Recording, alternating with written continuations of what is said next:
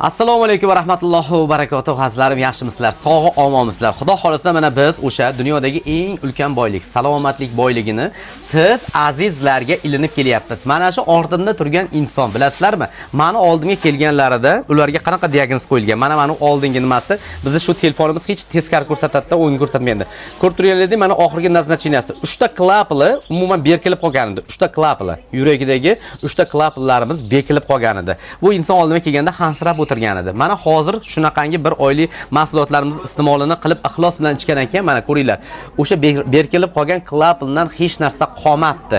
Faqat devorlarini qalinlashgan holatlari turibdi azizlarim, ko'rib turganlaringdek. Assalomu alaykum, xush kelibsiz. Qarang, biz oldimizga kelganingizda mana to'g'risi o'tgan safar yig'lagan edingiz, bilasizda. O'ta og'ir holatda kelgan edim. Ha, o'ta og'ir holatda kelgandingiz. Charchagan, rosa. Men o'ylamagan edim bu holatda men o'lib qolaman deb keldim bu yerga. Xudoga shukr, ancha o'zgarish bo'lmadi. Doktorlar nima dedi ko'rib mana shu nimalarimiz? Zo'r deyishdi. Effekt zo'r deyishdimi? Faqat ozgina yurakda charchoq bor, asab. Asab ta'siri ham xolos dedi. Bo'ldi. Yurakda charchog'ingizdan xudosi ikkinchi oydan zo'r bo'lib ketadi inshaalloh. Bularni kecha kechqurun kelganlarida oldinda shunaqangi men zo'r yangiliklar bilan keldim. Tabib Jahongir Mirzo dedi, bo'ldi dedim, o'sha yangilikni xudosi ertagandim, mayli o'yin qilmasa ham dedim, odam ko'p, to'g'risi bugun mana ko'rasizlar, vaqtimiz bo'lmayapti, kechga olyaptim syomkani, endi bular ketar ekan. Shuning uchun dedim, mayli qisqagina bo'lsa ham dedim, shatta gapirib beraylik dedim.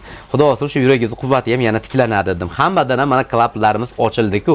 Azizlarim, ko'ryapsizlar mana bizda o'sha tromb bormi, boshqa bormi, o'shalarni eritadigan shunaqangi sehrli malhamlarimiz bor va undan tashqari yoshlik eliksirlarimiz bor. Endi uni kelgan odam, insonlar ichadi, iste'mol qiladi, bilaveradi. Qarang, ilg'ashlar bo'ldimi sizda? Ha, 10 kun yotqizib qo'ydim. Yotqizib qo'ydi? Keyin shalpaytirib qo'ydi.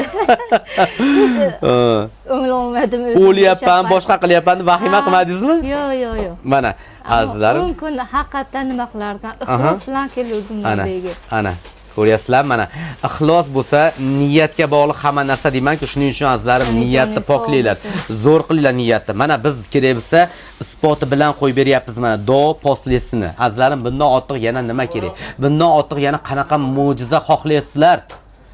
Ba'zi birlar to'g'risi uvullab, voy men undaqasiga chidalmayapman, voy men undaqa qilyapman, o'lyapman deb ashnaqa qilyapsizlar. Xafa bo'lmanglar, sal o'zlaringni qo'lga olinglar, ligrovka qilinglar. Shu inson bir narsa bo'lganda bo'lib qolardi mana. Bo'lmadi-ku.